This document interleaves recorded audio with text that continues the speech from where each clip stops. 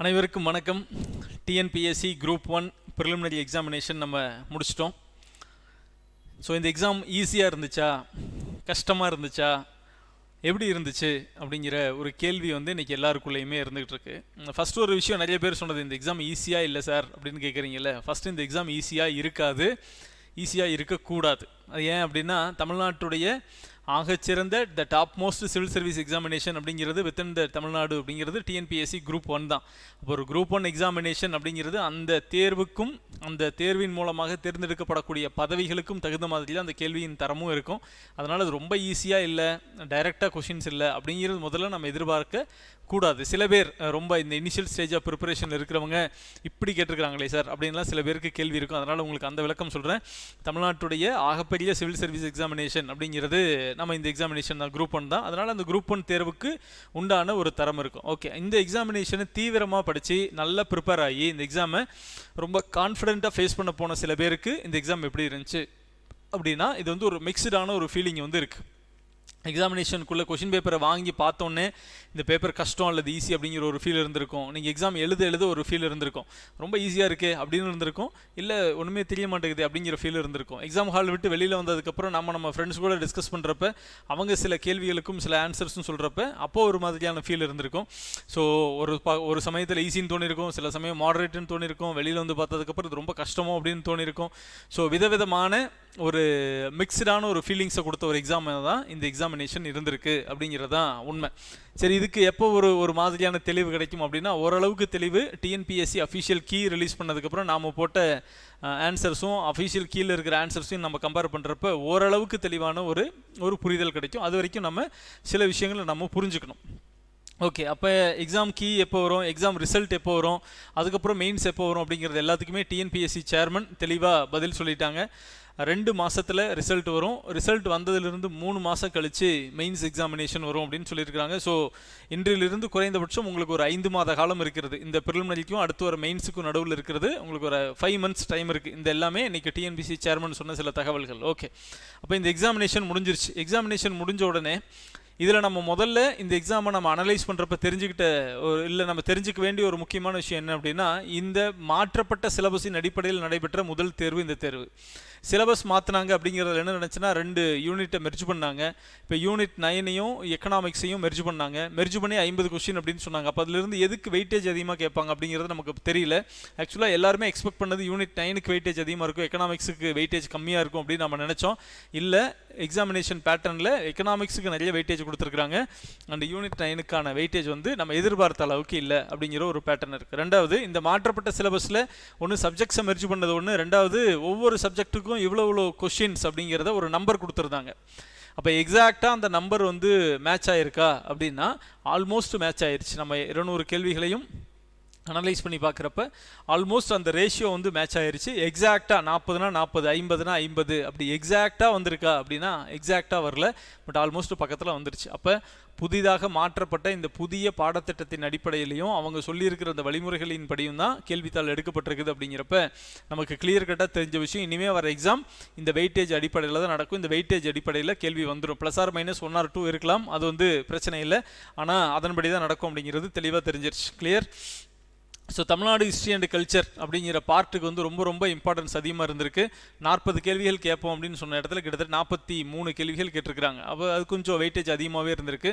இப்போ யூனிட் 9 எக்கனாமிக்ஸை சேர்ந்து 50 கேள்வி கேட்கணும் அப்படிங்கிற இடத்துல அதுக்கான வெயிட்டேஜ் சில இடத்துல கொஞ்சம் குறைவாக இருந்திருக்கு. ஸோ முன்ன பின்ன இருந்தாலும் கூட பழைய மாதிரி ரேண்டமாக கொஷின்ஸ் இல்லாமல் எந்த வெயிட்டேஜ் எவ்வளோ சப்ஜெக்ட்ஸ் அப்படின்னு சொன்ன மாதிரியே கேள்விகள் எடுத்திருக்கிறாங்க அப்படிங்கிறது ரொம்ப முக்கியம். ஓகே, அப்போ இந்த கொஷின் பேப்பரில் நம்ம அப்சர்வ் பண்ணுறதுல முதல் விஷயம் என்ன அப்படின்னா, நேரடியாக கேட்கப்பட்ட கேள்விகளின் எண்ணிக்கை மிக மிக குறைவு. மொத்த கேள்வி 200 கேள்வியில் ஆப்டிடியூடு ரீசனிங் 25 போக 175 கொஸ்டின்ஸில் நேரடியாக கேட்கப்பட்ட கேள்விகள் அப்படிங்கிறது வெறும் 38 கேள்வி தான். 38 கேள்வி தான் டைரெக்டாக இந்த கேள்விக்கு இது ஆன்சர் அப்படிங்கிற மாதிரி நேரடியாக கேட்கப்பட்டது. அப்போ நேரடியாக கேட்காம மீதி இருக்கிறதெல்லாம் எப்படி கேட்டாங்க அப்படின்னா 2 விதமாக கேட்டாங்க. ஒன்று அசர்ஷன் ரீசன், கூற்று காரணம் அப்படிங்கிற டைப்பில் நிறைய கொஸ்டின்ஸ் கேட்டாங்க. இனி ஒன்று ஒரே கேள்விகளுக்குள்ளே நிறைய ஸ்டேட்மெண்ட்டை வச்சு கேட்டாங்க. ஒரு கேள்விக்குள்ளேயே 5 கேள்வி, 4-5 ஸ்டேட்மெண்ட்டை தெரிஞ்சாதான். அதில் இருக்கிற அந்த 5 ஸ்டேட்மெண்ட்டை வச்சிங்கன்னா நீங்கள் ஒரு தனியாக 5 கேள்வியாக எடுக்கலாம். 4 ஸ்டேட்மெண்ட் இருக்கிற கேள்வியில் 4 தனி கேள்விகள் எடுக்கலாம். அப்படி 4 தனி கேள்விகள் எடுக்கக்கூடிய ஒரு இடத்துல அந்த பாயிண்ட்ஸையும் சேர்த்து வச்சு ஒரு கேள்வியாக கேட்டாங்க.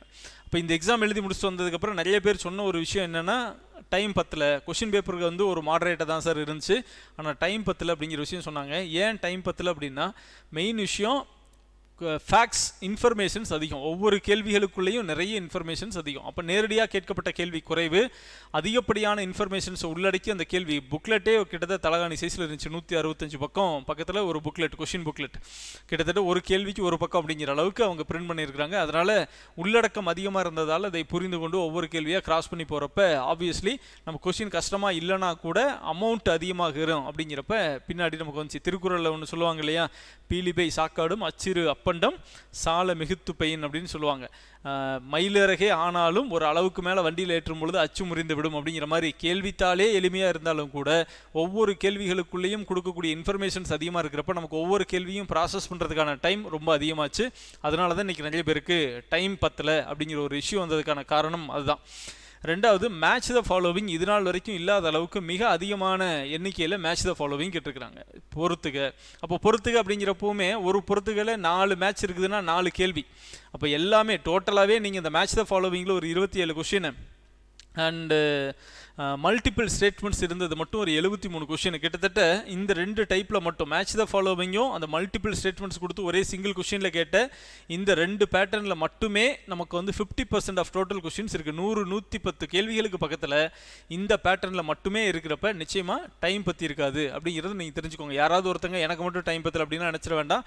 எல்லாருக்குமே, பெரும்பாலானவர்களுக்கு இன்றைக்கு நேரம் போதவில்லை அப்படிங்கிறது ஒரு முக்கியமான உண்மை. ரெண்டாவது, இந்த கேள்விகள் நேரடியாக கேட்கப்பட்ட கேள்விகளில் குறிப்பாக ஹிஸ்ட்ரி, பாலிட்டியில் நிறைய கேள்விகள் நேரடியாக கேட்கப்பட்ட கேள்விகளாக இருந்துச்சு. அது எல்லாமே நேரடியாக கேட்கப்பட்ட கேள்விகள் ரொம்ப எளிமையாக இருந்துச்சு. அதேமாதிரி மேட்ச் த ஃபாலோவிங்கில் ஒரு மேட்ச் தெரிஞ்சிருந்தால் கூட போதும். அதிகபட்சம் போகிறப்ப 2 மேட்ச் தெரிஞ்சிருந்தால் கூட மேட்ச் த ஃபாலோவிங் ஈஸியாக போட்டுடலாம். மேட்ச் த ஃபாலோவிங்கில் இருக்கிற பெரிய ப்ளஸ்ஸே அதில் இருக்கிற எல்லா கேள்விகளுக்கும் சரியாக ஆன்சர் தெரிஞ்சிருக்கணும்னு அவசியம் இல்லை. 1 or 2 ஆன்சர்ஸ் தெரிஞ்சிருந்தாவே ஒரு மேட்ச் த ஃபாலோவிங்கை சரியாக கிராக் பண்ணிட முடியும். அந்த மாதிரி தான் இன்றைக்கி இந்த பேட்டர்னில் கொஷின் இருந்துச்சு. கிளியர்? அப்போ ஒட்டுமொத்தமாக இது நமக்கு வந்து நம்ம பார்க்குறப்ப நேரடியான கேள்விகள் அப்படிங்கிறது ஒரு 38 கேள்வி, அண்டு அசஸ் அண்ட் ரீசன் டைப்பில் ஒரு 31 கேள்வி, மேட்ச் த ஃபாலோவிங்கில் ஒரு 27 கேள்வி, கிரோனாலஜிக்கல் ஆர்டர் வரிசைப்படிப்படுத்துக அப்படின்னு சொல்லிக்கூடிய அந்த மாதிரியான கேள்விகள் ஒரு 7 கேள்வி, மல்டிபிள் ஸ்டேட்மெண்ட்ஸ் நிறைய விஷயங்களை கொடுத்து ஒரு கேள்வியாக கேட்டது அப்படிங்கிறது கிட்டத்தட்ட 70 கேள்வி அப்படிங்கிற இந்த ஸ்பிளிட்டப்பில் தான் இன்றைக்கி டோட்டலாக இருந்த 200 கேள்விகளுமே இருந்துச்சு. அப்போ இந்த மேக்ஸை பொறுத்த வரைக்கும் இந்த தடவை தான் முதல் முறையாக மேக்ஸுக்கு ஆப்டிடியூடுக்கு 15, ரீசனிங்க்கு 10, 25 அப்படிங்கிற புது பேட்டர்ன் வந்ததுக்கப்புறம் அந்த முதல் எக்ஸாம் இதுதான். அப்போ இந்த எக்ஸாமில் இந்த 25க்கு அந்த எக்ஸாம் ப்ரெஷரில் எக்ஸாம் ரூமுக்குள்ளே நாம் இதில் எத்தனை கேள்வி சரியாக போடலாம் அப்படின்னா 20 கேள்வி சரியாக போடலாம். நம்ம ஆப்டிடியூடில் நமக்கு மதன் சார் நடத்தின அந்த கொஷின்ஸில் வச்சு உங்களால் 20 கொஷின்ஸ் எல்லாமே நல்லா போட்டுற முடியும். ஸோ அந்த மீதி இருக்கிற 5 கேள்விகள் அப்படிங்கிறது என்ன அப்படின்னா, மீதி இருக்கிற 5 கேள்வி ஆன்சர் போடலாம். ஆனால் இந்த அண்டர் த எக்ஸாம் ப்ரெஷர் இந்த எக்ஸாம் ஹால்குள்ளே உட்காந்து சால்வ் பண்ணக்கூடிய கேள்விகளாக அந்த 5 கேள்வி இல்லை.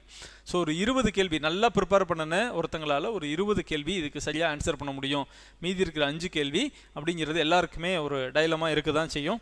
ஒட்டுமொத்தமாக இந்த கொடுத்துருக்கிற கேள்விகளில் சில கேள்விகளில் ஸ்டேட்மெண்ட் 2-3 டைப் ஸ்டேட்மெண்ட்டை கொடுத்து இதில் சரியானது எது அப்படின்னு கேட்குறப்ப அங்கே இருக்கிற ஸ்டேட்மெண்ட்டுக்கும் கொடுத்துருக்கிற ஆன்சருக்கும் சரியாக வரல. இதில் 2 ஸ்டேட்மெண்ட்டும் கரெக்டு தானே அப்படின்னா அதுக்கான ஆப்ஷன் கீழே இல்லை. அது மாதிரி ஒரு டவுட்ஃபுல்லான கொஷினாக நான் இது வரைக்கும் பார்த்த வரைக்கும் ஒரு 7 கேள்விகள் அந்த மாதிரி டவுட்ஃபுல்லான கொஷின்ஸாக இருக்குது. அப்போ அந்த நாளைக்கு ஆன்சருக்கு வரப்போ தான் அதுக்கு அவங்க என்ன ஆன்சர் பண்ண போகிறாங்க அப்படிங்கிறது தெரியும். அதுக்கப்புறம் தான் நம்ம கொஷின் சேலஞ்ச் பண்ணலாமாங்கிறத முடிவு பண்ண முடியும். குறைந்தபட்சம் இந்த தேர்வில் நீங்கள் எக்ஸாம் கீ ஆன்சர் கீ வந்ததுக்கப்புறம் குறைஞ்சது 15 கேள்வி ஆன்சர் சேலஞ்சுக்கு போகும் நிச்சயமாக. ஏன்னா அது மாதிரி ரொம்ப ஒரு பொதுமைப்படுத்தின கேள்வி, இதை பார்த்தாலும் சரின்னு தானே தோணுது, இதை பார்த்தா சரின்னு தானே தோணுது அப்படின்னு இருக்குது. அப்போ அதுக்கான ஆன்சர் கீழே பார்த்தா கரெக்டான ஆப்ஷன் இல்லை. ஸோ இந்த தடவை அதிகப்படியான நம்பர் ஆஃப் கொஷின்ஸ் அதிகமாக சேலஞ்சுக்கு போகிறதுக்கான வாய்ப்புகள் இந்த தடவை இதில் அதிகமாக இருக்கும். ஸோ இதுதான் ஓவராலாக இந்த கொஷினுடைய பிரேக்கப் அப்படிங்கிறது. ஓரளவுக்கு இந்த கொஷின்ஸ் எப்படி இருந்துச்சு அப்படிங்கிறது நீங்கள் ரொம்ப அவசியமாக இந்த கொஷின் பேப்பரில் புரிஞ்சுக்க வேண்டியது, இந்த இப்போ நடைபெற்று கொண்டு இருக்கிற இந்த திமுக அரசாங்கம் வந்ததுக்கப்புறம் வந்த அனைத்து அரசு திட்டங்களுமே கிட்டத்தட்ட ரொம்ப அந்த ஃப்ளாக்ஷிப் ப்ரோக்ராம்ஸ் அப்படின்னு சொல்லுவோம், மிக முக்கியமான அரசு திட்டங்கள் அப்படின்னு நம்ம சொல்லுவோம். அது எல்லா திட்டங்களுமே இந்த தடவை கொஷின் பேப்பரில் குரூப் 1ல் ஒன்று இருக்குது. ஏன் அப்படின்னா கலைஞர் மகளிர் உரிமை தொகை திட்டம், புதுமை பெண் திட்டம், அதுக்கப்புறம் தமிழ் புதல்வன் திட்டம், இதுக்கு நமக்கு விடியல் பயணம், இலவச பேருந்து பயணம் கொடுக்குற அந்த விடியல் பயணம், மூவலூர் ராமாமிர்தம் அம்மையார் நினைவு திருமண உதவித்தொகை திட்டம், இது தமிழ்நாடு அரசுடைய அந்த முத்திரை திட்டங்கள்னு சொல்லக்கூடிய மிக முக்கியமான திட்டங்கள் எல்லாமே உள்ளுக்குள்ளே இருந்துச்சு. தமிழ்நாடு பட்ஜெட்டில் இருந்து நிறைய கேள்விகள் உள்ளே இருந்துச்சு, எக்கனாமிக் போர்ஷனில் பட்ஜெட்டில் இருந்து நிறைய கேள்விகள் உள்ளே இருந்துச்சு. அப்படிங்கிறப்ப அடுத்தடுத்து தேர்வுகளுக்கு வரப்போ நம்ம ஒரு விஷயத்தை புரிஞ்சுக்கலாம், தமிழ்நாடு அரசனுடைய திட்டங்கள் அப்படிங்கிறது ரொம்ப ரொம்ப முக்கியம். திட்டம் என்ன, திட்டத்துடைய பயனாளி யார், திட்டம் செயல்படுத்தப்படக்கூடிய காலம் என்ன, இலக்கு என்ன, அது சரியாக போயிட்டுருக்கா அப்படிங்கிற இந்த 5 நேச்சரில் நீங்கள் ஒவ்வொரு திட்டத்தையும் நீங்கள் ப்ரிப்பேர் பண்ணி வச்சுக்கிறப்ப உள்ளே வந்துடும். ரெண்டாவது, மாநில அரசு திட்டங்கள் இல்லாமல் மத்திய அரசு திட்டங்கள் நிறைய கேள்விகள் வந்துச்சு. அது யூனிட் 9ல் education, health and women welfare, child welfare, இது மாதிரியான டாப்பிக்கில் இந்த சோசியல் வெல்ஃபேர் அப்படிங்கிற டாப்பிக்குள்ளே யார் யாரெல்லாம் வராங்களோ, ஏஜ்டு பர்சன், அப்புறம் டிசபிலிட்டி, இவங்களுக்கான மத்திய அரசு திட்டங்கள் என்னென்ன அப்படிங்கிறதும், மாநில அரசு திட்டங்களுக்கு இணையாக மத்திய அரசு திட்டங்களும் நிறைய கேள்விகள் உள்ளே கேட்டிருந்தாங்க. அதனால் இந்த திட்டங்கள், ஸ்கீம்ஸ் அப்படிங்கிறது ரொம்ப முக்கியம். அந்த விஷயத்தை நம்ம படிச்சுக்கணும். அடுத்த ஒரு எக்ஸாமுக்கு இந்த எக்ஸாம்லேருந்து நம்ம கற்றுக்கிட்டது அதுதான். அந்த இடத்துல நம்ம வீக்காக இருந்தோம் அப்படின்னா அதை நம்ம செய்யணும் அப்படிங்கிறத நல்லா தெரிஞ்சுக்கோங்க. ரைட். அப்போ இதுதான் கொஷினோட பிரேக்கப், இதுதான் இந்த கொஷினோட நேச்சர். அப்படிங்கிறப்ப இந்த கொஷினை ஓவராலாக பார்க்குறப்ப சும்மா ஒரு மேம்போக்காக பார்த்தோம் அப்படின்னா இந்த கொஷின் பேப்பர் ஈஸியாக தோணும். பட் இந்த கொஷின் பேப்பர் ஈஸி இல்லை. இந்த கொஷின் பேப்பர் டெஃபினட்டாக மாடரேட்டான கொஷின் பேப்பர், ஈஸிக்கு மேலே. அதுக்கு அடுத்தது மாடரேட்லேருந்து டஃப் அப்படிங்கிற அந்த பொசிஷனை நோக்கி போகக்கூடியதான். இது நீங்கள் கஷ்டமான பேப்பர் அப்படின்னே கிளாஸிஃபை பண்ணலாம். அந்த அளவுக்கு கொஷின்ஸ் ரொம்ப ஸ்டாண்டர்டாக இருந்துச்சு. ஸோ ஒரு விஷயம் என்னென்னா, குரூப் 1 லெவல் ஆஃப் எக்ஸாமினேஷனில் கொஷின்ஸ் இப்படி தான் இருக்கும் அப்படிங்கிற ஒரு பிக்சரை அவங்க பிச் பண்ணுறாங்க. குரூப் 2க்கு இதே அளவுக்கு இருக்குமானா டெஃபினட்டாக இருக்காது. குரூப் 2க்கு இன்னும் கொஞ்சம் லிபரலாக இருக்கும், இன்னும் கொஞ்சம் கொஷினுடைய ஸ்டாண்டர்ட் கொஞ்சம் கம்மி பண்ணி கொடுப்பாங்க. ஆனால் குரூப் 1னா இனிமேல் இப்படி தான் அப்படிங்கிற ஒரு ஸ்டாண்டர்டை அவங்க ஃபிக்ஸ் பண்ணி கொடுக்குறாங்க. அதை தான் நம்ம இதிலிருந்து எடுத்துக்க வேண்டியது ஒரு விஷயம். ரைட். அப்போ இதுக்கான இந்த எக்ஸாமுக்கான கட் ஆஃப் எவ்வளோ வரும் அப்படிங்கிறதா நமக்கு எல்லாத்துக்கும் அடுத்த ஒரு கேள்வி வரும். கட் ஆஃப் அப்படின்னா இந்த எக்ஸாம் பொறுத்த வரைக்கும் நமக்கு மொத்தமே 72 போஸ்ட்டு தான். 28 DC, 7 DSP, assistant commissioner commercial tax ஒரு 19 அண்டு மற்றதெல்லாம் இருக்குது. குரூப் 1ஏல ஒரு 2 போஸ்ட்டு, மற்ற போஸ்ட் எல்லாம் சேர்த்துறப்ப டோட்டல் நம்பர் ஆஃப் போஸ்ட் இந்த எக்ஸாமினேஷனுக்கு நீங்கள் நடைபெற்ற தேர்வுக்கு 72 தான். அப்போ இந்த 72 போஸ்டிங்க்கு நடைபெற்ற இந்த தேர்வில் நம்பர் ஆஃப் போஸ்டிங் கம்மியாக இருக்கிறதால நமக்கு அடுத்து மெயின்ஸுக்கு கொண்டுட்டு போகக்கூடிய ரேஷியோவும் கம்மியாகும். அதே சமயத்தில் ஒரு பக்கம் கொஷின் பேப்பருடைய பேட்டர்ன் ரொம்ப டஃப்பாக தான் இருக்குது. அப்படிங்கிற சூழ்நிலையில் நமக்கு கட் ஆஃப் குறையணும். ஆனால் எடுக்கக்கூடிய ஆட்களின் எண்ணிக்கை ரொம்ப குறைவாக இருக்கிறதால எப்போவுமே அப்போ மறுபடியும் அகெயின் அந்த 145 to 150 வரைக்கும் இருந்துச்சு அப்படின்னா சேஃப் அப்படிங்கிற அது மாதிரியான ஒரு சூழ்நிலைக்கு போகிறதுக்கு தான் இங்கே வாய்ப்பு அதிகம். பேசிக்காக இந்த இடத்துல நமக்கு புரிஞ்சுக்க வேண்டிய ஒரு விஷயம் என்னென்னா, எவ்ரி இயர் யூபிஎஸ்சி அவங்களுடைய ஸ்டாண்டர்டை இன்க்ரீஸ் பண்ணிக்கிட்டே போவாங்க. ஒவ்வொரு சப்ஜெக்ட்டுக்கும் ஒரு அன்சர்டனிட்டி இருக்கும். ஏன்னா யூபிஎஸ்சியோட இந்த வருஷம் ப்ரிலிமினரியில் போன வருஷம் எக்கனாமிக்ஸில் ரொம்ப கம்மியான கொஷின்ஸ் வந்துச்சு, ஆனால் இந்த வாட்டி எக்கனாமிக்ஸில் ரொம்ப அதிகமான கேள்விகள் வந்துச்சு. அதே மாதிரி அந்த யூபிஎஸ்சி பேட்டர்ன் அப்படியே ஃபாலோ பண்ணி தான் இவங்க குரூப் 1 கொண்டு வந்திருக்காங்க. குரூப் 1லேயும் எக்கனாமிக்ஸுக்கான பேட்டர்னும் எக்கனாமிக்ஸுடைய இந்த கொஷின் ஸ்ட்ரக்சரும் அதனோட நேச்சரும் கிட்டத்தட்ட நம்பர் ஆஃப் கொஷின் நேச்சர் இது எல்லாமே பார்த்தா யூபிஎஸ்சி மாதிரியே இருந்துச்சு. பட் யூபிஎஸ்சி ஆஸ்பிரண்ட்ஸுக்கும் டிஎன்பிஎஸ்சி ஆஸ்பிரண்ட்ஸுக்கும் இருக்கிற பெரிய வித்தியாசம் என்னென்னா, யூபிஎஸ்சி ஒவ்வொரு வருஷமும் அவங்களுடைய ஸ்டாண்டர்டை மாற்ற யூபிஎஸ்சி ஆஸ்பிரண்ட்ஸும் அந்த லெவல் ஹை அப்படிங்கிற இடத்துல அப்டேட் ஆகிக்கிட்டே போவாங்க. பட் தமிழ்நாடு பொறுத்த வரைக்கும் அப்படி ஒரு விஷயத்தை பெருசாக எதிர்பார்க்க முடியறதில்ல. என்ன பண்ணால் நீங்கள் என்ன தான் ஸ்டாண்டர்ட் அதிகமாக போனாலும் மாணவர்களுடைய அந்த ஸ்டாண்டர்ட் அப்படிங்கிறது இந்த மெஜாரிட்டி ஆஃப் ஸ்டூடெண்ட்ஸ் ஒரு லெவல் ஆஃப் ஸ்டாண்டர்ட் இருக்குது. அதுக்கு மேலே நீங்கள் எப்படி கேட்டாலும் எங்களால் இதுக்கு மேலே முடியாது, நாங்கள் இந்த லெவலில் தான் ப்ரிப்பேர் பண்ணிகிட்டு இருப்போம் அப்படிங்கிற ஒரு லெவலில் இருக்கும். பட் இப்போ சமீப காலங்களில் யூபிஎஸ்சி ப்ரிப்பேர் பண்ணுறவங்க அதிகப்படியான நபர்கள் டிஎன்பிஎஸ்சி குரூப் 1க்கு உள்ளே வரதால் அதனால அந்த இடத்துல கொஞ்சம் அந்த லெவல் ஆஃப் காம்படிஷன் அப்படிங்கிறது கொஞ்சம் அதிகமாகுது. அதனால் கட் ஆஃப் கொஞ்சம் கொஷின் பேப்பர் டஃப்பாக இருந்தாலும் கூட கட் ஆஃப் ரொம்ப கம்மியாக வருமா அப்படின்னா அதுக்கான வாய்ப்பு இல்லை. ரொம்ப கம்மியாக வர்றதுக்கான வாய்ப்புகள் இல்லை அப்படிங்கிறது தான் ஒரு நிதர்சனமான உண்மை. அப்போ அந்த ஸ்டாண்டர்டாக அந்த கட் ஆஃபுக்கு தேவையான இந்த 72 போஸ்ட்டுக்கு அடுத்தது மெயின்ஸுக்கு எழுதக்கூடிய அந்த நபர்களை ஃபில்லப் பண்ணக்கூடிய இடத்துல அந்த ஸ்டாண்டர்டை மீட் அவுட் பண்ணக்கூடிய கேண்டிடேட்ஸ் நிறைய பேர் முன்னாடி இருக்கிறதால அப்போ அந்த போட்டி இருக்கும். ஸோ இது எல்லாத்துலேயும் சரி சார், அப்போ இதிலிருந்து நாம் என்ன கற்றுக்கலாம், இன்றைக்கி எக்ஸாம் முடிஞ்சிருச்சு, நம்ம அடுத்தது என்ன பண்ண போகிறோம், அடுத்தது குரூப் 4 வரப்போகுது, அடுத்தது குரூப் 2 வரப்போகுது. ஸோ இந்த வருஷத்தில் குரூப் 1 அடுத்தது அப்படின்னா குரூப் 1க்கு அடுத்தது அதிகப்படியான பேருடைய இலக்கு பெட்டராக நம்ம என்ன பண்ணணும்னு நம்ம நினைக்கிறோன்னா அது வந்து குரூப் 2 தான் எல்லாருமே ஃபோக்கஸ் பண்ணுறோம். அப்போ இந்த குரூப் 2க்கு இன்னும் இங்கிருந்து 3-4 மாதம் டைம் இருக்குதுங்கிறப்ப அதற்குள் நாம் இதிலிருந்து எடுத்துக்க வேண்டிய விஷயங்கள் என்ன அப்படிங்கிறது தான் ரொம்ப முக்கியம். இந்த எக்ஸாம் அப்படிங்கிறது உங்களுக்கு ஒரு அலாம். ஓகே, இந்த எக்ஸாம் இப்படி தான் வந்துருச்சு, புதியதாக மாற்றப்பட்ட இந்த பாடத்திட்டத்தின் அடிப்படையில் கேட்கப்பட்ட இந்த தேர்வு தான் இனிமே வர தேர்வுகளுக்கு அடிப்படை அப்படிங்கிறதால இதிலிருந்து என்னத்தெல்லாம் நம்ம எடுத்துக்க முடியும் அப்படிங்கிற விஷயத்த பார்க்கணும். ஒன்று, அதுக்கு முன்னாடி இன்னைத்து எக்ஸாமில் இப்போ நம்ம எக்ஸாம் முடிச்சுட்டு வந்துட்டோம், உங்கள் கையில் கொஷின் பேப்பர் இருக்குது. ஒவ்வொருத்தங்களுக்கும் ஒவ்வொரு விதமான எண்ணமும் ஒவ்வொரு விதமான ஒரு ஆசிலேஷனும் உள்ளே இருந்துக்கிட்டே இருக்கும். இம்மீடியட்டாக இன்றைக்கே இப்போவே இப்போ பார்த்துட்டு இருக்கிற இந்த அடுத்த 5 நிமிஷத்தில் நீங்கள் செய்ய வேண்டிய விஷயம் அப்படின்னா உங்களுடைய பர்சனல் டைரி எடுங்க. உங்கள் பர்சனல் டைரி எடுத்து வச்சுட்டு இந்த கொஷின் பேப்பரை பிரிங்க. கொஷின் பேப்பரை பிரித்து 200 கேள்விகளையும் திரும்ப நீ ஒரு எக்ஸாம் எழுதுகிற மாதிரியே 1 by 1 கொஷின் பேப்பரை வாசிச்சுக்கிட்டே வாங்க.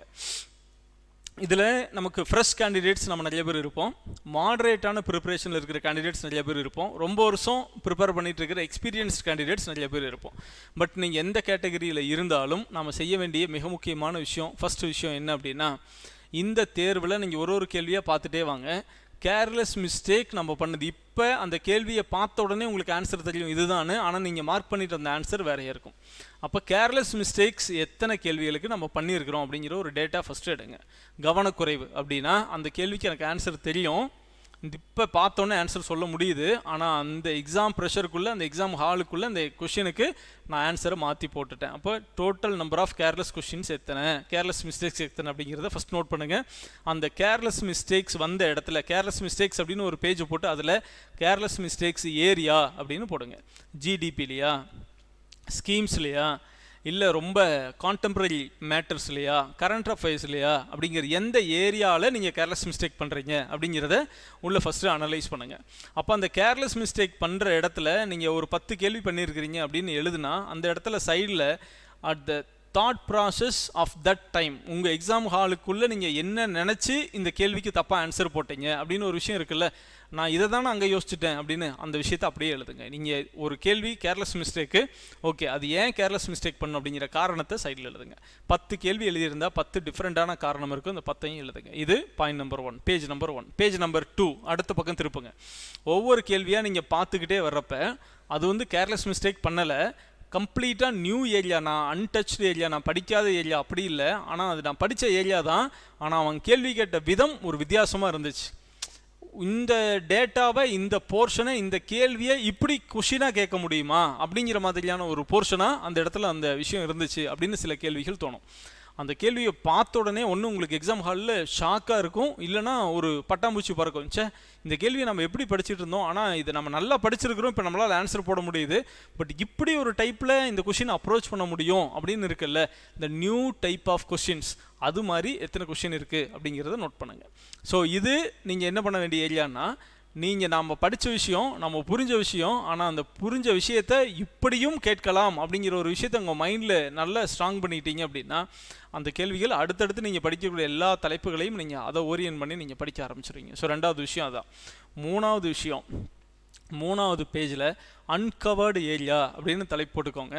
இந்த கேள்வி, சார் நான் இது வரைக்கும் நான் ஒரு 6 மாதமாக படிக்கிறேன், அல்லது 1 வருஷமாக படிக்கிறேன், 4 மாதமாக படிக்கிறேன், இந்த 200 கேள்வியில் இந்த ஒரு 25 கேள்வி, இந்த ஒரு 26 கேள்வி அப்படின்னு நீங்கள் எத்தனை கேள்வி வேணாலும் இருக்கலாம். இந்த கேள்விலாம் சுத்தமாக இந்த கேள்வியை நான் எந்த இடத்துலையுமே கனெக்டே ஆகலை, இது ஆக்சுவலாக இது எதுக்குள்ளே வரும், இது எந்த தலைப்புக்குள்ளே வரும்னு எனக்கு தெரியல, இல்லை இந்த தலைப்பை நான் இது வரைக்கும் நான் படிக்கவே இல்லை, இதை படிச்சுட்டு போயிருக்கணும்னு கூட நான் நினைக்கல, இதை படிக்கணுன்னே எனக்கு தெரியல அப்படின்னு இருக்கிறதா அன்கவர்டு ஏரியா.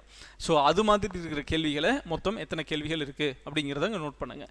இந்த வேலை தான் அடுத்து உங்களுக்கு வேலையை வாங்கி தரக்கூடிய மிக முக்கியமான வேலை. இப்போ நீங்கள் செஞ்சுட்டு இருக்கிற இந்த வேலை தான். இந்த 3 வேலையும் ரொம்ப முக்கியம். ஃபஸ்ட்டு விஷயம், எத்தனை கேள்விகள் கவனக்குறைவால் ஆன்சர் போட்டீங்க. உங்களுக்கு ஆன்சர் தெரியும், ஆனால் நீங்கள் போட்ட ஆன்சர் ஏதோ ஒரு காரணத்தால் தப்பாக போட்டுட்டீங்க, கவனக்குறைவால் ஏற்பட்ட தவறுகள். 2வது, ஒரு நியூ ஐடியா, உங்களுக்கு நோன் ஏரியா, பட் இந்த விஷயம் எனக்கு ஒரு புது ஒரு பாத்தை காட்டியிருக்கு, ஒரு புது ஃப்ரேமை காட்டியிருக்கு, இப்படி ஒரு கொஷின் ஃப்ரேம் பண்ண முடியுங்கிற ஒரு ஐடியாவை காட்டியிருக்கு, எனக்குள்ளே ஒரு லைட்டு பல்பு டக்குன்னு எரிஞ்சுது அப்படிங்கிற கேள்விக்கெல்லாம் நியூ டைப் ஆஃப் ஐடியாஸ் இல்லை நியூ ஐடியா அல்லது நியூ ஃபயர் கொடுத்த ஒரு கொஷின்ஸ், அந்த 2வது டைப். 3வது, இது வரைக்கும் அன்டச்சபிள், ஸோ அன்டச்சபிள் தப்பான வார்த்தை, அன்கவர்டு, இது வரைக்கும் நான் டச் பண்ணதே இல்லை, இந்த ஏரியாவை நான் கவர் பண்ணதே இல்லை, எங்கே இருக்குதுன்னு எனக்கு தெரியல அப்படிங்கிற ஏரியா 3வது ஏரியா. ஸோ இந்த தவறுகளிலிருந்து தான் நாம் பாடம் கற்றுக்கொள்ள வேண்டும். இந்த 3 விஷயத்தையும் நீங்கள் சரி பண்ணிட்டீங்க அப்படின்னா அடுத்து வரக்கூடிய குரூப் 4ல் அது பெரிய அளவில் பயன் கொடுக்கும். அதுக்கு அடுத்து வரக்கூடிய குரூப் 2ல் 100% உங்களுடைய நீங்கள் உள்ள அப்படிங்கிறது உறுதிப்படுத்தக்கூடிய ஒரு இடமா இந்த விஷயங்கள் சரியாகும். ஸோ தவறுகள் தப்பே கிடையாது. ஆனால் அந்த தவறுகளிலிருந்து நம்ம பாடம் கற்றுக்கொண்டோமா, அந்த தவறுகள் நமக்கு என்ன கற்றுக் கொடுத்துச்சு அப்படிங்கிற ஒரு விஷயந்தான். மனிதர்களாகட்டும் தேர்வுகளாகட்டும், ஒவ்வொரு மனிதனும் ஒவ்வொரு தேர்வும் முடிச்சுட்டு நமக்கு வெளியில் நின்று அதை எட்டி பார்க்குறப்ப அவற்றிடமிருந்து கற்றுக்கொள்ளவும் பெற்றுக்கொள்ளவும் ஒவ்வொரு இடத்துலையும் ஒரு விஷயம் இருக்கும். அப்போ இந்த தேர்விலிருந்து எழுதி முடித்த இந்த குரூப் 1 தேர்விலிருந்து இந்த தேர்வு நோக்கிய பயணத்தில் நம்ம கற்றுக்கொள்ள வேண்டியது என்ன, இந்த தேர்விலிருந்து பெற்றுக்கொள்ள வேண்டியது என்ன அப்படிங்கிறத நீங்கள் மைண்டில் வச்சு அதை ப்ரிப்பேர் பண்ணிட்டீங்க அப்படின்னா அடுத்து வரக்கூடிய எக்ஸாமை எந்த டவுட்டுமே இல்லாமல் சூப்பராக பண்ணிடலாம். கிளியர்? அடுத்து வரக்கூடிய தேர்வுகளை பொறுத்த வரைக்கும் நம்ம ரொம்ப ஸ்ட்ராங்காக மைண்டில் வச்சுக்க வேண்டிய ஒரு விஷயம் என்ன அப்படின்னா, டிஎன்பிஎஸ்சி ரொம்ப கான்சன்ட்ரேட் பண்ணக்கூடிய ஒரு இடமா ஸ்கீம்ஸ் அப்படிங்கிறது மாறி இருக்குது. ஸோ குரூப் 2க்கு நம்ம அடுத்து நல்லா ப்ரிப்பேர் பண்ணுறோம், குரூப் 4க்கு ப்ரிப்பேர் பண்ணுறோம் அப்படிங்கிறப்ப இந்த விஷயத்தெல்லாம் மைண்டில் வச்சுக்கோங்க. ஸ்கீம்ஸ் அப்படிங்கிறது it will play vital role in upcoming examinations. So schemes ரொம்ப ரொம்ப முக்கியம். அரசுடைய அனைத்து திட்டங்களும், இந்த அரசு 4 ஆண்டு காலம் ஆயிருக்கு. இந்த 4 ஆண்டு காலத்தில் இந்த அரசு நிறைவேற்றிய அத்தனை திட்டங்களை பற்றியும் ஒரு புள்ளி விவரமாக துறை வாரியாக தெரிஞ்சுக்கணும். குழந்தைகளுக்கு என்ன, மகளிருக்கு என்ன, பள்ளி செல்லும் மாணவர்களுக்கு என்ன, மாணவிகளுக்கு என்ன, கல்லூரி செல்லும் மாணவர்களுக்கு என்ன, மாணவிகளுக்கு என்ன, எந்த திட்டம், இலக்கு பயனாளிகள் யார், அதனுடைய நோக்கம் என்ன, அந்த இலக்கு நிறைவேறிச்சா இல்லையா, அந்த திட்டம் சக்ஸஸ்ஃபுல் மாடலா ஃபெயிலியர் மாடலா அப்படிங்கிற எல்லா ஆங்கிள்லையும் ஸ்கீம்ஸை பற்றி நீங்கள் ரொம்ப நல்லா தெரிஞ்சு வச்சுருக்கணும். ஒன்று. ரெண்டாவது, நீங்கள் ரொம்ப பேசிக்காக புரிஞ்சுக்க வேண்டிய ஒரு விஷயம், இனி வரக்கூடிய டிஎன்பிஎஸ்சி தேர்வுகள் எதுவுமே பட்டப்படிப்பு தரத்தில் இருக்கக்கூடிய குரூப் 1 குரூப் 2 எதுக்குமே பள்ளி பாட புத்தகத்தை மட்டும் படிச்சுட்டு போயிருந்தா அப்படின்னாலாம் 100% வாய்ப்பே கிடையாது. இனி நீங்கள் எல்லா சப்ஜெக்ட்டுக்குமே ஸ்டாண்டர்டான ரெஃபரன்ஸை படிக்கணும். இது நம்ம ஆதி காலத்திலேருந்து அதான் நம்ம சொல்கிறோம். பல பேர் இப்போவும் அதை ஏற்றுக்க மாட்டாங்க. ஸோ ஸ்கூல் புக்கை மட்டுமே படிச்சுட்டு போய் இந்த எக்ஸாம் எழுதலாம் அப்படின்னா எழுத முடியாது. 2 விஷயம். ஒன்று, ஸ்கூல் புக்கை தாண்டி ஸ்டாண்டர்டான ரெஃபரன்ஸ் ஒவ்வொரு சப்ஜெக்ட்டுக்கு இருக்குது. அந்த ஸ்டாண்டர்ட் ரெஃபரன்ஸில் இருந்தால் நிறைய கேள்விகள் கேட்குறாங்க. இன்னொன்று, அந்த ஸ்டாண்டர்ட் ரெஃபரன்ஸை படிக்கிறப்போவுமே கூட புரிதல் ரொம்ப பரவலாக இருக்கணும். நேராவாக ஒரு வார்த்தைக்கு ஒரு வார்த்தை படித்து மனப்பாடம் பண்ணிக்கலாம் அப்படிங்கிற ஃபேக்ட்ல இருந்து படித்தோம்னா நிச்சயமாக அடுத்த எக்ஸாம்ஸ்க்கு நமக்கு அது ஹெல்ப்ஃபுல்லாக இருக்காது. அதனால் எந்த டாபிக் படித்தாலும் எந்த சப்ஜெக்டை படித்தாலுமே கான்செப்ட்லைஸ், இது என்ன விஷயம், என்ன அந்த விஷயம் என்ன நடந்துச்சு, எதுக்காக நடந்துச்சு, இதனோட இம்பாக்ட் என்ன, சரியாக நடந்துச்சா இல்லையா, ஃபைனலாக இந்த மிஷன் ஃபெயிலியரா சக்ஸஸா, ஒரு ஹோலிஸ்டிக்கான ஒரு ப்ரிப்பரேஷன், நேரோவான ப்ரிப்பரேஷன் அப்படிங்கிறத தாண்டி கொஞ்சம் வைடராக, ஒவ்வொரு தலைப்பும் வைடராக with the assistance of standard books அப்படிங்கிற விஷயத்தை நம்ம மாற்றிக்கணும். ஸ்கூல் புக் அடிப்படை, அது உங்களுக்கு ஐடியாவை கொடுக்கும். ஆனால் அதை வச்சு நம்ம தேர்வை வெல்ல முடியுமா அப்படின்னா அது ரொம்ப கஷ்டம். மூணாவது, இந்த எக்ஸாம் ஹாலில் இன்றைக்கி நீங்கள் கேர்லெஸ் மிஸ்டேக் பண்ணுறப்ப நீங்கள் ஒரு விஷயத்தை நல்லா கவனிச்சு பாருங்கள். குறைவான பயிற்சி எடுத்தவர்கள் நிறைய கவனக்குறைவு மிஸ்டேக்ஸ் பண்ணுவாங்க. கேர்லெஸ் மிஸ்டேக்ஸ் யார் நிறையா பண்ணுவாங்கன்னா லெஸ் ப்ராக்டிஸ் பண்ணுவாங்க. அப்போ அடுத்து வரக்கூடிய அந்த எக்ஸாமுக்கு குரூப் 4 ஆகட்டும் அல்லது குரூப் 2 ஆகட்டும், இந்த எக்ஸாமை பொறுத்த வரைக்கும் ரொம்ப டீட்டெயில்டாக நல்ல ஒர்க் பண்ணணும், நிறைய ப்ராக்டிஸ் பண்ணணும். நிறைய ப்ராக்டிஸ் பண்ண தான் நீங்கள் எக்ஸாம் ஹாலில் பண்ணக்கூடிய தவறுகள் அப்படிங்கிறது ரொம்ப குறையும். அதனால் நிறைய ப்ராக்டிஸ் வேணுமா அப்படிங்கிறது நீங்கள் தான் முடிவு பண்ணணும். அது அந்த ப்ராக்டிஸ் வேணுமா வேண்டாமாங்கிறது இன்னைத்த தேர்வில் நீங்கள் எவ்வளோ கேள்விகளுக்கு சரியாக பண்ணியிருக்கிறீங்க, எவ்வளோ கவனக்குறைவான தவறுகள் எவ்வளோ குறைவாக பண்ணியிருக்கிறீங்க அப்படிங்கிறதெல்லாம் பொறுத்து தான் அதை நீங்கள் முடிவு பண்ண வேண்டியதாக இருக்கும். கிளியர்? ஸோ இதுதான் விஷயம். இந்த எக்ஸாமினேஷன் இன்னைக்கு பொறுத்த வரைக்கும் அது அப்படி தான் இருந்துச்சு. ஸோ அடுத்து வரக்கூடிய தேர்வு அப்படிங்கிறது குரூப் 2 அண்ட் 2A அப்படிங்கிறது, இந்த குரூப் 1ங்கிறது வெறும் 72 போஸ்ட் தான். எல்லாருமே நல்லா படித்தாலும் 72 பேருக்கு தான் வேலை கிடைக்கும் அப்படிங்கிறதான் கசப்பான உண்மை. அதனால் எல்லாருக்கும் ஒரு சேஃபான ஜோனில் போய் உட்காரணும் அப்படின்னு நினைக்கிற ஒரு இடம் குரூப் 2 வழியாக தான் ஒரு அரசு பணி அப்படிங்கிற கனவை அனைவரும் அடைவதற்கான ஒரு வாய்ப்பு இருக்கிற இடம் குரூப் 2 தான். அதனால் அந்த குரூப் 2 எக்ஸாமினேஷனுக்கு ரொம்ப தீவிரமாகவும் ரொம்ப தரமாகவும் ரொம்ப விழிப்புணர்வாகவும் படிக்கணும். அது ரொம்ப முக்கியம். ஏதோ படிக்கிறோம் அப்படிங்கிற இந்த பழைய பேட்டர்ன் ஆஃப் ஸ்டடி எல்லாம் வேலைக்காகாது. எந்த டாப்பிக்கை படித்தாலும் ஒரு கான்செப்ட் கிளாரிட்டியோடு படிக்கணும். ரிசர்வேஷனை பற்றி அந்த கேள்விகள்லாம் ரொம்ப தரமாக கேள்வி கேட்டிருந்தாங்க. உங்களுக்கு ஒரு எக்ஸாம்பிளுக்கு சொல்கிறேன். ரிசர்வேஷன் மட்டுமே நம்ம கிளாஸில் இருக்கிற ஸ்டூடெண்ட்ஸுக்கு ரிசர்வேஷன் டாபிக் நான் தான் எடுத்தேன். யூனிட் 8 யூனிட் 9 இதெல்லாமே நான் தான் ஹேண்டில் பண்ணுவேன். அதில் ரிசர்வேஷன் டாபிக் மட்டுமே 7.5 மணி நேரம் கிளாஸ் எடுத்தோம். 7.5 hours ரிசர்வேஷனுங்கிற ஒரு டாப்பிக்கு மட்டும். அவ்வளோ டீட்டெயில்டாக நம்ம கிளாஸ் படிச்சிருப்போம். Each and every topic of the unit 8 and unit 9 ரொம்ப பெருமையாக சொல்லுவோம். 6 ஸ்டூடெண்ட்ஸ் யாருமே யூனிட் 8 அண்ட் யூனிட் 9ல் வந்த அந்த 50-55 கேள்விகளில் பெரும்பாலான கேள்விகள் எல்லாமே நம்ம நேரடியாக கிளாஸில் நம்ம ஒர்க் அவுட் பண்ண கேள்விகள், நம்ம கிளாஸ் டெஸ்ட்டுக்கு ஒவ்வொரு டாப்பிக்குமே 100+ கொஷின்ஸ் இருக்கிற கிளாஸ் டெஸ்ட், ஒவ்வொரு each and every topic of the syllabus நம்ம டெஸ்ட்டில் கவர் பண்ணியிருக்கிறோம். அந்த டெஸ்ட் கொஷின்ஸ் நம்ம கிளாஸில் கவர் பண்ணது, டெஸ்ட் பேட்சில் இருந்த கொஷின்ஸ், இது எல்லாமே தான். ஸோ நம்ம டெஸ்ட் பேட்சும் 6 ஸ்டூடெண்ட்ஸ் இங்கே கீழே அக்னாலேஜ் பண்ணுவாங்க பார்க்குறவங்க. நம்ம டெஸ்ட் கொஷின்ஸையும் நம்ம கிளாஸ் நோட்ஸையும் மட்டுமே தரவாக படிச்சிருந்தா இந்த எக்ஸாமை ஈஸியாக கிராக் பண்ண முடியும் அப்படிங்கிற அளவுக்கு தான் ரொம்ப டீட்டெயில்டாக கான்செப்ட் ஓரியன்ட் கிளாஸஸாக தான் நம்ம வச்சுருக்கிறோம். ஸோ அப்படி தான் நீங்களும் படிக்கணும். யார் படித்தாலுமே இனிமேல் அப்படி படித்தா மட்டும்தான் இந்த எக்ஸாம்ஸை வெல்ல முடியும் அப்படிங்கிறதான் நிதர்சனமான உண்மை. அடுத்த குரூப் 2க்கு கண்டிப்பாக நீங்கள் ஒரு டெஸ்ட் பேட்ச், நல்ல ஒரு டெஸ்ட் பேட்ச், தரமான கேள்விகள் இருக்கக்கூடிய ஒரு டெஸ்ட் பேட்சில் இருந்து நிறைய கேள்விகளை நீங்கள் ப்ராக்டிஸ் பண்ணுறது அப்படிங்கிறது தான் அடுத்த குரூப் 2வை உங்களுடைய சக்ஸஸ் வந்து ஃபிக்ஸ் பண்ணும். அவ்வளோ தரமான கேள்விகளை தேடி தேடி எடுத்து அதுக்கான கிராஃப்ட் பண்ணி வேலை செஞ்சுட்டு இருக்கிறது தான் நம்ம டெஸ்ட் பேட்ச். நம்ம டெஸ்ட் பேட்ச் எப்போவுமே சிக்ஷாவோட சிக்னேச்சர் ப்ராடக்ட் அப்படின்னு சொன்னால் அது டெஸ்ட் பேட்சஸாக தான் இருக்கும். அந்த டெஸ்ட் பேட்சஸ் எப்போவுமே ரொம்ப சூப்பராக நல்ல தரமான கேள்விகளை வச்சு டிஎன்பிஎஸ்சி ஸ்டாண்டர்ட்லேயே வச்சுருப்போம். ஒரு எக்ஸாம்பிளுக்கு நம்ம இப்போ இந்த குரூப் டிஎன்பிஎஸ்சி குரூப் 1 எக்ஸாமினேஷன் முடிகிறதுக்கு முன்னாடி நம்ம ஒரு ஃபுல் மாடல் டெஸ்ட் வச்சோம். அந்த ஃபுல் மாடல் டெஸ்ட் வைக்கிறப்ப நிறைய பேர் சொன்னாங்க, சார் கொஞ்சம் இது ஸ்டாண்டர்ட் அதிகமாக இருக்குது, கொஞ்சம் கஷ்டமாக இருக்கிற மாதிரி இருக்குது அப்படின்லாம் சொன்னீங்க. ஆன்லைனில் இருக்கிற ஸ்டூடெண்ட்ஸும் நிறைய பேர் கேட்டிங்க, ஆஃப்லைன் இருக்கிற ஸ்டூடெண்ட்ஸும் அதான் சொன்னாங்க. பட் இதுதான் டிஎன்பிஎஸ்சியோட ஸ்டாண்டர்ட். குரூப் 1 இன்றைக்கி வந்து எல்லோரும் சொல்கிறாங்க, ஆமாம் சார் நீங்கள் அந்த அன்னைக்கு எங்களால் அந்த 200 கேள்விகளை 3 மணி நேரத்தில் முடிக்க முடியல, நீங்கள் கொடுத்த மாடல் டெஸ்ட்டை கொஞ்சம் டஃப்பாக இருந்த மாதிரி எங்களுக்கு ஃபீல் ஆச்சு. தி சேம் அதே கைண்ட் ஆஃப் பேட்டர்னில் தான் இன்றைக்கி எக்ஸாமினேஷனில் கொஷின் பேப்பர் இருக்குது. அப்போ அதில் நாங்கள் பண்ணின ப்ராக்டிஸும் அதில் எங்களுக்கு எங்கே லேக் ஆச்சுன்னு நம்ம கண்டுபிடிச்சதும் யூஸ்ஃபுல்லாக இருந்ததால் தான் இன்றைக்கி எங்களால் பேப்பர் கரெக்டாக கம்ப்ளீட் பண்ண முடிஞ்சுது அப்படின்னு சொல்லி. So at the par of டிஎன்பிஎஸ்சியின் தரம் என்ன, அவங்களுடைய கேள்விகளின் வடிவம் என்ன, அவங்க எதிர்பார்க்கிற தகுதிகள் என்ன அப்படிங்கிறத முழுமையாக நாங்கள் உணர்ந்துருக்கிறதால தான் அதே பேட்டர்னில் தான் இங்கே நடக்கிற ஒவ்வொரு கிளாஸ் டெஸ்ட் முதல் கொண்டு அப்படி தான் நடக்கும். அதனால் குரூப் 2க்கான டெஸ்ட் பேட்ச் ஷெட்யூல் ஒரு 2 டேஸில் உங்களுக்கு டெஸ்ட் பேட்ச்க்கான குரூப் 2 வரக்கூடிய குரூப் 2 எக்ஸாமினேஷனுக்கான டெஸ்ட் பேட்ச் ஷெட்யூல் ரிலீஸ் ஆகும். அதில் general Tamil, general English and general studies எல்லாத்துக்குமான சேர்த்து இருக்கக்கூடிய ஒரு டெஸ்ட் பேட்சாக அந்த டெஸ்ட் பேட்ச் இருக்கும். ரொம்ப தரமான கேள்விகள், டிஎன்பிஎஸ்சியின் தரத்துடன் சம போரிடக்கூடிய தகுதியோடு அந்த கேள்விகள் இருக்கும்.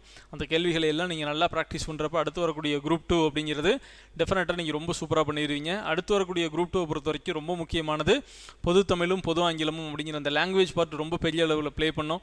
ஸோ பொது தமிழ் வகுப்புகள் இப்போ போயிட்டுருக்கு. அது மட்டும் வேணும், நான் ஜாயின் பண்ணிக்கிறேன் அப்படின்னு நினைக்கிறவங்க கூட அதை ஜாயின் பண்ணிக்கலாம். நீங்கள் ஆஃபீஸ் நம்பர் கூப்பிடுங்க, டீட்டெயில்ஸ் சொல்லுவாங்க. அதே மாதிரி ஜென்ரல் இங்கிலீஷ் கிளாஸஸ் இனிமேல் தான் ஸ்டார்ட் ஆக போகுது. ஸோ அதுக்கான டீட்டெயில்டு கிளாஸஸ் வித் டெஸ்ட் அப்படிங்கிறது எல்லாமே இருக்கும். ஸோ டெஸ்ட் பேட்ச் அப்படிங்கிறது 1 or 2 டேஸில் அதை அனௌன்ஸ் பண்ணிடுவோம். இந்த வீக்கெண்டிலிருந்து உங்களுக்கு அந்த டெஸ்ட் பேட்ச் அப்படிங்கிறது ஸ்டார்ட் ஆகும். ரைட், தொடர்ந்து உங்களுக்கு வேணுங்கிற விஷயங்கள் எல்லாமே இங்கே கொடுப்போம். ஸோ இன்னைத்த தேர்வை எழுதிட்டு வந்தவங்க எல்லாருக்குமே ஒரு பெரிய களைப்பு இருக்கும். அது சரியோ தவறோ, அந்த எக்ஸாமுக்கு நமக்கு பாஸ் ஆகிறோமோ இல்லையோ, ஆனால் ஒரு 6 மாத காலம் மிக கடினமான உழைப்பை ஒரு நேரிய சிந்தனையில் உங்களுடைய நல்லது கெட்டது இன்ப துன்பங்கள் எல்லாத்தையும் விலக்கி வச்சுட்டு இந்த தேர்வு நோக்கிய பயணத்தில் ரொம்ப தீவிரமாக வந்திருப்பீங்க. அந்த தீவிரமான பயணத்தில் இருந்து இன்றைக்கி கடைசி வரைக்கும் குவிட் பண்ணாமல் இன்றைக்கி காம்படிஷனில் கலந்துக்கிட்டது அப்படிங்கிறதே நீங்கள் சக்ஸஸ். பங்கேற்பாளர்கள் அனைவரும் வெற்றியாளர்களே. ஆனால் நமக்கு 72 போஸ்ட் தான் எடுக்கிறாங்க அப்படிங்கிறதால நமக்கு எல்லாருக்கும் வேலை கிடைக்காது அப்படிங்கிறதான் ஃபேக்ட், அவ்வளோதான். அதனால் இன்றைக்கி எக்ஸாம் எழுதியிருக்கிற அத்தனை பேரும் நீங்கள் நிறைய கற்றுக்கொண்டு இருக்கிறீர்கள், நிறைய பெற்றுக்கொண்டு இருக்கிறீர்கள், நிறைய ஒரு நாலேஜ் ஃபில்டாக நீங்கள் மாறி இருக்கிறீங்க. இன்றைக்கி இந்த எக்ஸாம் முடித்ததுக்கப்புறம் ரிலாக்ஸாக தூங்குங்க, மைண்ட் ஃப்ரீயாக இருங்க. கொஞ்சம் நாளை காலையில் எழுந்திரிச்சு அப்படி பார்த்துட்டு இதில் நாம் இந்த எக்ஸாம் கொஷின் பேப்பர் இப்படி வெளியில் வச்சு நின்று நாம் பார்க்குறப்ப நமக்கு சில விஷயங்கள் புரியும். இது நம்ம உழைப்புக்கும் நம்மளுடைய அவுட்புட்டுக்கும், நம்ம இன்றைக்கி நம்ம போய் எக்ஸாம் எழுதுன இந்த இடத்துக்கும் இந்தந்த விஷயங்களை இப்படி மாற்றியிருந்தால் இன்னும் கொஞ்சம் பெட்டராக இருந்திருக்கும் அப்படிங்கிற சில விஷயங்கள்லாம் உங்களுக்கு தோணும். அதுக்கு தான் நான் சொன்ன 3 முக்கியமான ஃபேக்டரில் நீங்கள் எழுதுங்கன்னு. அந்த விஷயங்களை எல்லாம் எடுத்துக்கிட்டு இதில் இன்னைத்து தேர்வில் என்ன தவறுகளை எல்லாம் செஞ்சோமோ அதை இன்னொரு முறை செய்யவே மாட்டோம் அப்படிங்கிற உறுதியை மட்டும் எடுத்துக்கிட்டு, நீங்கள் என்ன தப்பு பண்ணீங்களோ அந்த ஷீட்டை தினம் ஒரு தடவை பாருங்கள். தினம் நீங்கள் அதை பார்க்குறப்ப அடுத்த வரக்கூடிய தேர்வில் நீங்களே நினச்சா கூட இதே சேம் கைண்ட் ஆஃப் மிஸ்டேக்ஸை நீங்கள் டெஃபினட்டாக பண்ண மாட்டீங்க.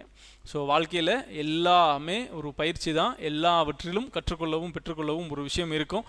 இந்த தேர்வில் நீங்கள் நல்லா எழுதின எல்லாருக்குமே நிச்சயமாக பாஸ் பண்ணுவோம். நம்ம நல்லா எழுதி பாஸே பண்ணினாலும் நமக்கு பண்ணின அந்த மிஸ்டேக்ஸை இனி வரக்கூடிய தேர்வுகளில் பண்ணக்கூடாது அப்படிங்கிற வழியையும் இந்த தேர்வு உங்களுக்கு காட்டும். ஸோ அதிலிருந்து எல்லாத்தையும் கற்றுக்கிட்டு அடுத்தடுத்து வரக்கூடிய தேர்வுகளை மிகச்சிறப்பாக எழுதுவோம். ஸோ இந்த தேர்வு முடித்து நமக்கு மெயின்ஸ் வரதுக்கு முன்னாடியே குரூப் 2 ப்ரிலிமினரி எல்லாமே முடிஞ்சிரும் அப்படிங்கிறதால அடுத்தடுத்த தேர்வுகளுக்கு ஓயாமல் இலக்கு நோக்கி ஓடுவோம். ஸோ தேர்வுகள் அப்படிங்கிறது இது ஒரு பாதை. இதுக்கு வந்து ஒரு எண்டே கிடையாது. இந்த தேர்வோடு முடிஞ்சிருச்சு அவ்வளோதான் ஹாயாயிரலாம் அப்படிலாம் இல்லை. இதுக்கு எண்டு எப்போ வரும் அப்படின்னா, முதல்ல ஒரு வேலை வாங்கணும். அந்த வேலை உங்களுக்கு பிடிச்ச வேலையாக இருக்கணும். அது வரைக்கும் நம்ம ஓடிக்கிட்டே தான் இருக்கணும். அந்த ஓட்டம் இலக்கு நோக்கிய ஓட்டமாக இருக்க வேண்டும். சரியான திசை காட்டியுடன், சரியான வழிகாட்டியுடன், சரியான திசையில் ஓடக்கூடிய ஒரு ஓட்டமாக இருக்க வேண்டும். அந்த ஓட்டத்தை எந்த காரணத்தை கொண்டும், எதுக்காகவும், யாருக்காகவும் இடையில் நிறுத்தி பின்னால் நம்ம வருத்தப்படக்கூடாது. தொடர்ந்து ஓடுங்கள். நிச்சயமாக இந்த ஓட்டத்தில் தொடர்ந்து இருக்கும் அத்தனை பேரும் ஒரு நாள் வெற்றி பெறுவீர்கள். அனைவருக்கும் வாழ்த்துக்கள். இந்த எக்ஸாமை பொறுத்த வரைக்கும் உங்களுக்கு அஃபீஷியல் கீ வர வரைக்கும் நமக்கு எவ்வளோ கொஷின்ஸ் அப்படிங்கிற விஷயம் நமக்கு யாருக்குமே சரியாக தெரியாது. அதனால் அஃபீஷியல் கீ நீங்கள் எதை வேணாலும் பார்த்துக்கிட்டு இருங்க, ரெஃபர் பண்ணுங்கள். பட் அஃபீஷியல் கீ வந்ததுக்கப்புறம் அந்த அஃபீஷியல் கீயோட நம்ம போட்ட ஆன்சர்ஸை நம்ம மேட்ச் பண்ணி ஃபர்தராக அடுத்தது நம்ம தொடர்ந்து இதில் பயணிக்க போகிறோமா, இல்லை அடுத்தடுத்த தேர்வுகளில் கவனம் செலுத்த போகிறோமா அப்படிங்கிறது எல்லாமே ஒன்ஸ் அஃபீஷியல் கீ வந்ததுக்கப்புறம் நம்ம இன்னொரு தடவை டிஸ்கஸ் பண்ணிக்கலாம். ஸோ நல்லா எழுதின அத்தனை பேரும் நிம்மதியாக இருங்க. அடுத்த தேர்வுகளில் அடுத்தடுத்த இந்த கட்டங்களுக்கு நம்ம நிச்சயமாக போயிடுவோம் அப்படிங்கிற நம்பிக்கையோடு இருங்க. இந்த தேர்வை நான் கொஞ்சம் நல்லா எழுதலை அப்படிங்கிற குறை நம்பிக்கை இருக்கக்கூடியவர்கள் பரவாயில்ல, இதிலிருந்து என்னவெல்லாம் கற்றுக்கொள்ள முடியுமோ அந்த விஷயங்களை மட்டும் கற்றுக்கிட்டு அடுத்து வரக்கூடிய தேர்வுகளில் இந்த ஆசோலேஷனே இல்லாத அளவுக்கு ஷியோர் ஷார்ட் சக்ஸஸ் அப்படிங்கிற அளவுக்கு நான் படிப்பேன், எழுதுவேன் அப்படிங்கிற அந்த மன உறுதியை எடுத்துக்கிட்டு நீங்களும் நிம்மதியாக இருங்க. ஓடுகிற எல்லோரும் வெற்றியாளர்கள் தான். இன்றைக்கி ஒரு ஓட்டத்துக்கு ஒரு தற்காலிகமான ஒரு ஓய்வு இன்னைக்கு எக்ஸாம் மூலமாக கிடச்சிருக்கு. இன்றைக்கி நல்லா தூங்கி வந்துருச்சு. நாளை காலையிலிருந்து எகெயின் ஃப்ரெஷ்ஷான மைண்ட் செட்டோட, ஃப்ரெஷ்ஷான கோலோட சூப்பராக ஓடுவோம். நிச்சயமாக ஜெயிப்போம். அனைவருக்கும் வாழ்த்துக்கள்.